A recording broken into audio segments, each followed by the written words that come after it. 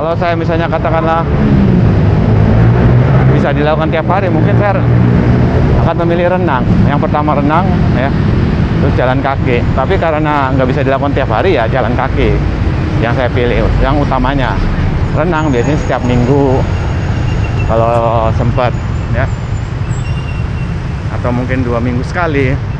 Nah setelah itu, setelah saya coba pola makannya diatur, berubah drastis. Sekarang jadi 6-7.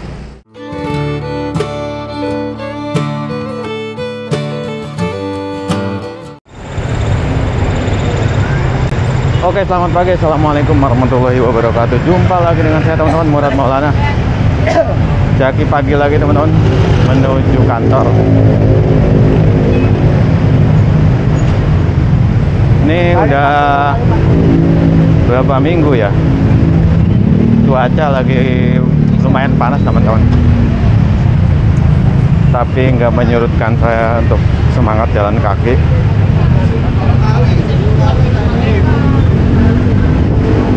Selagi masih bisa, selagi masih mampu, tetap usahakan rajin jalan kaki teman-teman.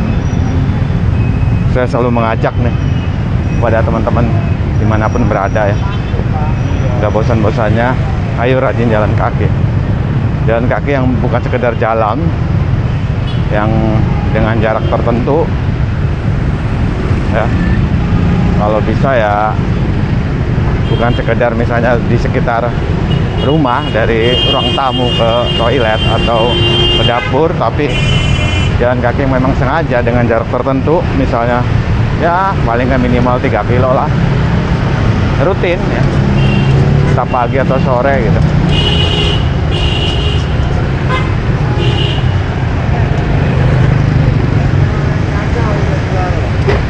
Jalan kaki itu saya udah sering bilang ya, kalau masalah manfaat tuh nggak diragukan lah ya, nggak diragukan dalam artian gini, secara fisik dan mental ya, manfaatnya itu terasa banget bagi saya pribadi, karena saya sudah melakukan hal itu ya teman-teman. Sudah 2 tahun berjalan, berangkat dan pulang kerja jalan kaki, efeknya tuh kerasa banget.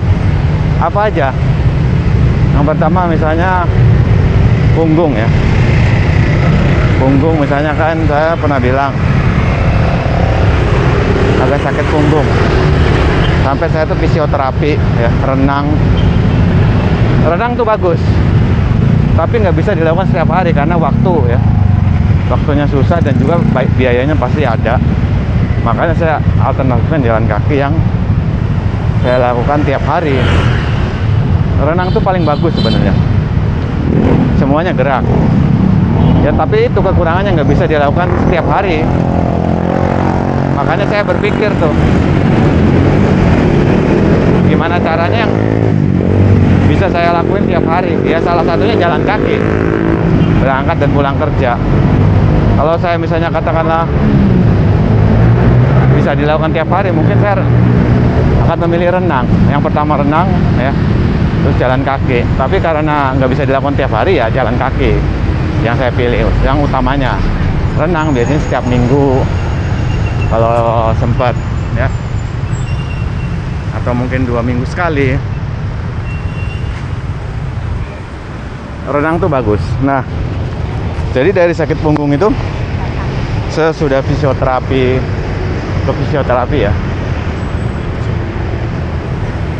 melakukan gerakan-gerakan yang dianjurkan lah. Dan memang waktu itu saya pikir pengennya cepet aja gitu waktu itu. Nah, saya coba melakukan jalan kaki ya, ternyata sembari berjalan lambat laun jadi nyaman gitu, tulang punggung juga, punggung nih. Yang kedua misalnya dari sisi mental, kalau habis jalan kaki tuh perasaan tuh fresh, seger gitu, plong. Apalagi misalnya dengan suasana yang baru, misalnya pemandangan alam yang bagus, itu tambah fresh lagi. Padahal saya jalan kaki di Jakarta itu dia tahu sendirilah Jakarta macet, banyak asal knalpot, tapi tetap ya ngerasa plong fresh gitu.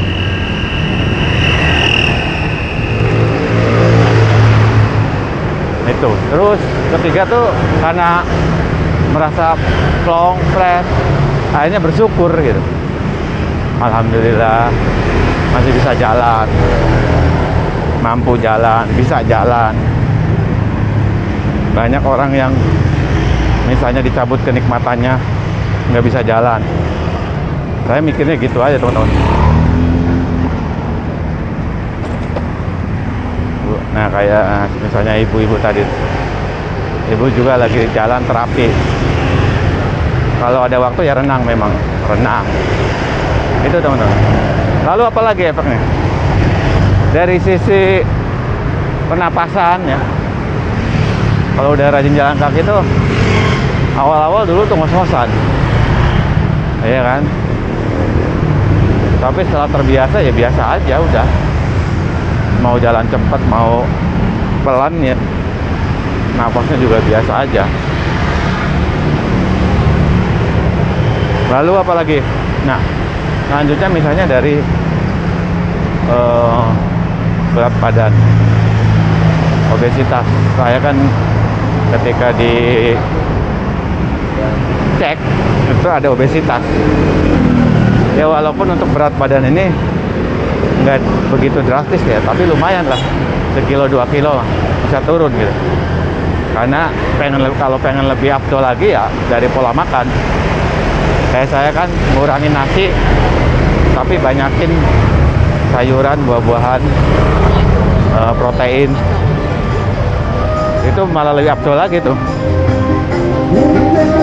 Udah rajin jalan kaki, pola makannya diatur, makin mantep, lebih cepat lagi. Dan sekarang saya nih, yang tadinya buat badan hampir 70 ya, ketika jalan kaki biasa nih dengan pola makan biasa aja, rutin biasa ya, artinya nggak ada pantangan gitu, itu jadi dari 80, bukan 70 sorry ya, 80 menjadi sekitar 77 lah. Jadi turun 3 kiloan. Nah setelah itu, setelah saya coba pola makannya diatur, berubah drastis. Sekarang jadi 67, bisa hampir 10 kilo, bayangin teman-teman, dalam waktu sebulanan, dengan rajin jalan kaki dan mengatur pola makan. Jadi sebenarnya teman-teman, saya selalu bilang ada 3P ya, pola pikir, pola hidup, pola makan. Jadi pola makannya diatur, pola hidupnya ya rajin jalan kaki, olahraga, terus pola pikirnya mindsetnya terkait memandang kesehatan ya, investasi gitu teman-teman.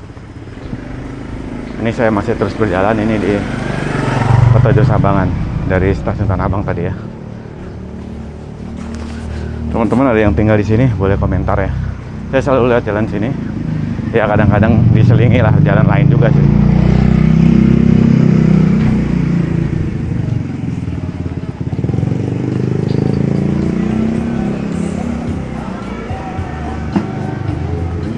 Lalu apa lagi efeknya?